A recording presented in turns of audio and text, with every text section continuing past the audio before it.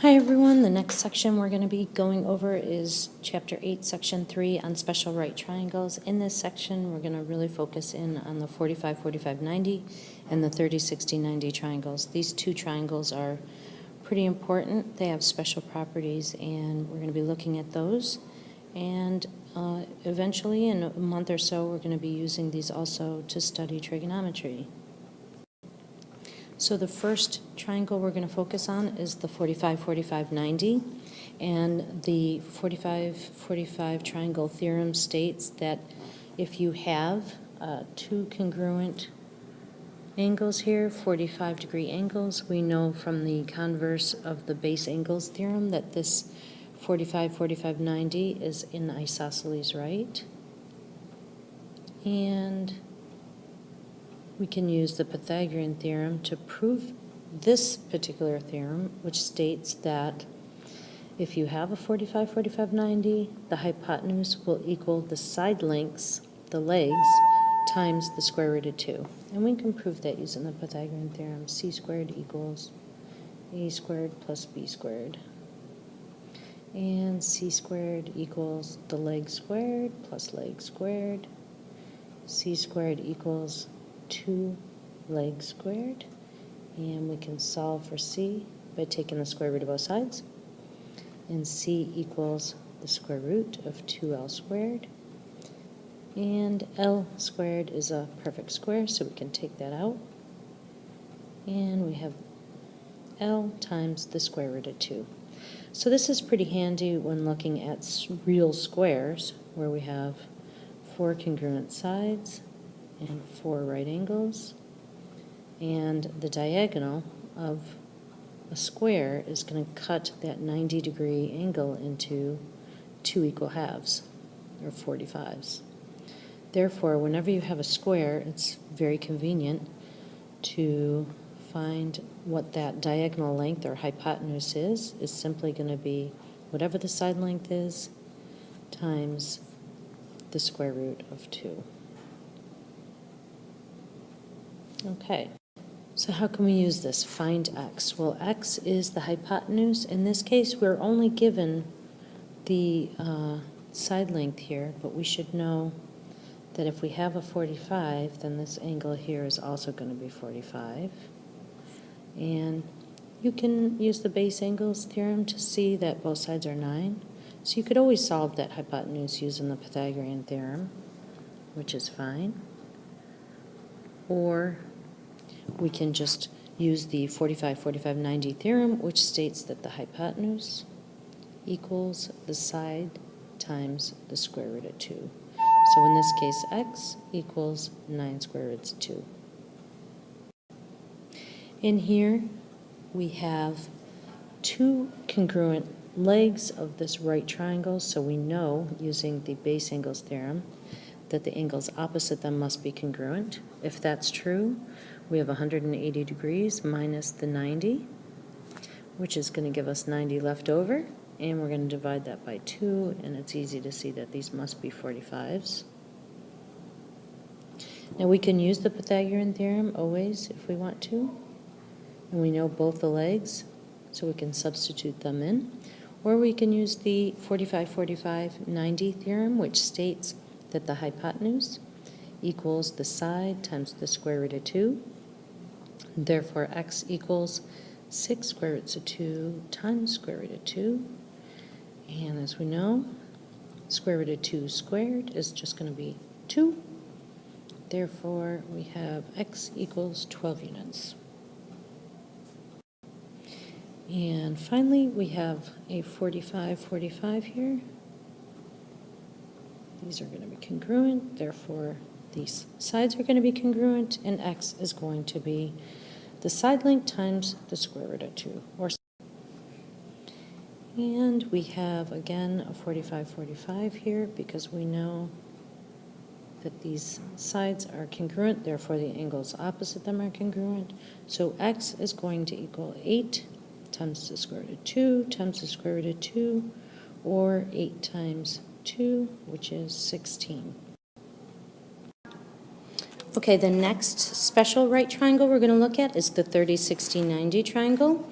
And the theorem states that if we have a short side here, which of course the short side is opposite the 30-degree angle, the smallest angle, if we have this short side, whatever length it is, in this case it's labeled S, then the hypotenuse is going to be twice its length, or 2S, and the long side, what I call the long side anyway, it's not the longest side, hypotenuse is always the longest side.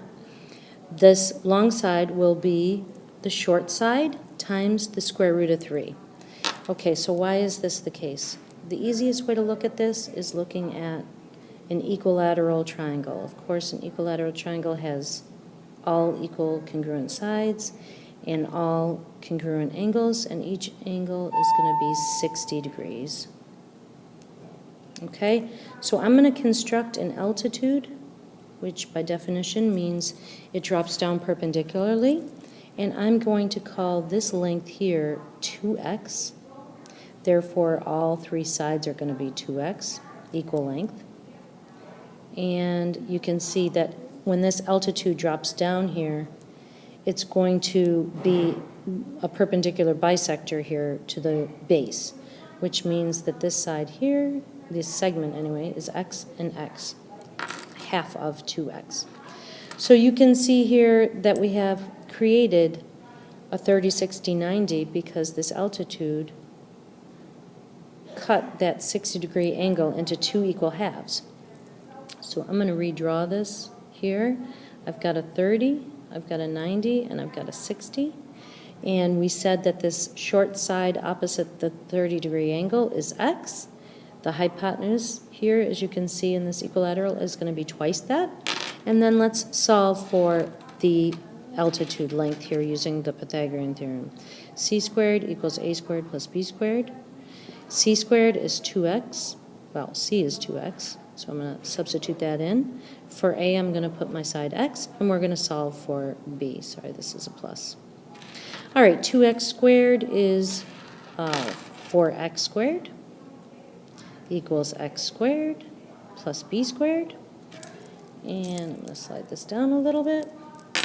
And I'm going to subtract x squared from both sides to get like terms together. And I end up with 3x squared equals b squared. Take the square root of both sides to solve for b. And b equals the square root of 3x squared. Of course, x squared here is a perfect square, and I'm going to take that out. And so that long side, or altitude here, is going to be the short side times the square root of 3. And that's what this theorem states here. That's the relationship between the three sides of a 30, 60, 90. So how can we use this? We have here a 30, 60, 90, and we know that because the sum of the angles will be 180. So if we take 180 minus 90 minus 30, we're going to get 60. And so first let's find the short side here. The short side is going to be opposite that 30. So this is our short side. Everything in a 30, 60, 90 is related to that short side.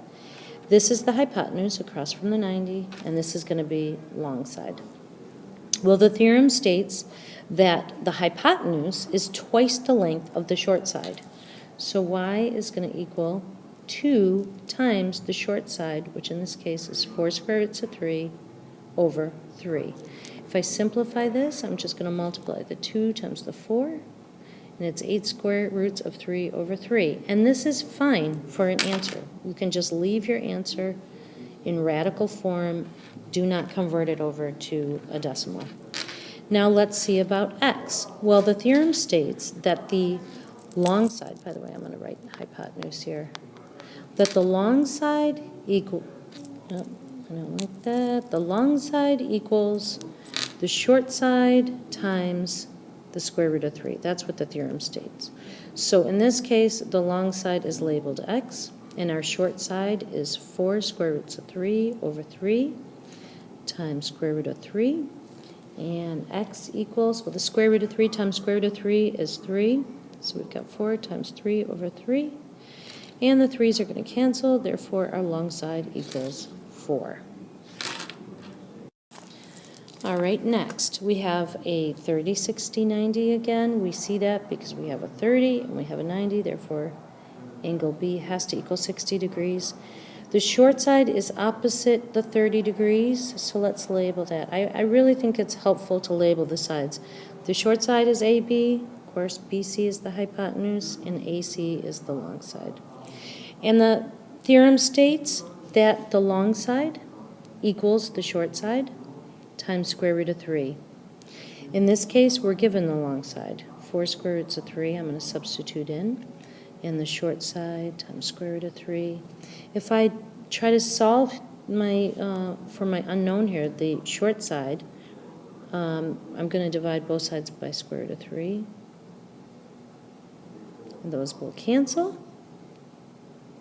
And these will cancel. So short side equals 4. So we've solved here for AB.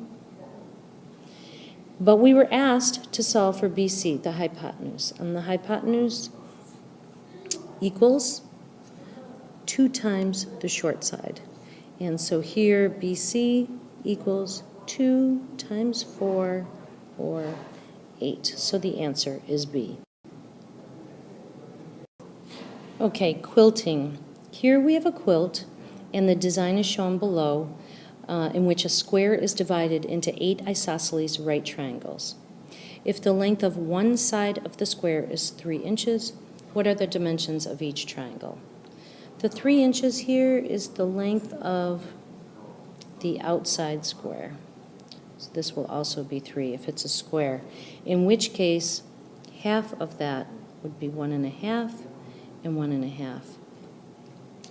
And if you can see here, this diagonal of a square, we know, is going to cut these 90-degree angles here into 2 equal halves. So that would be a 45, 45, 45. Okay, so if we have that, we know that this angle is also 45, converse of the base angles, which would mean that this is 1.5. And now we just need to find the length of the diagonal. And the theorem states that in a 45-45, the hypotenuse equals the side times the square root of 2. So we have the hypotenuse equals 1.5 times the square root of 2. Therefore, the dimensions of each of these 8 congruent isosceles right triangles is 1.5 by 1.5 by 1.5 times square root of 2. Bookends. Shayna designed 2 identical bookends according to the diagram below. Use special triangles to find the height of the bookends. So one thing here is identical. We have to interpret that to mean congruent triangles here. So if we look at our 2 triangles or 2 bookends here, one has a height of x, therefore this is also x, and of course you see the 60 degrees and the 90 degrees, so the third remaining angle is going to be 30 degrees. Therefore, the short side across from the 30 degrees is labeled 5 inches over here, and this being congruent, it'll also be 5 inches over here. So that's what we know so far. And we're being asked to find x. Well, x in this case is the long side. It's opposite the 60 degrees. So this is the long side. And the side opposite the 30 degrees is the short side, or 5. We know from the theorem that the long side equals the short side times the square root of 3. X is the long side, and our short side is 5 times square root of 3. Therefore, x is going to be 5 square roots of 3, or A. Okay, that concludes this section. Thanks for listening.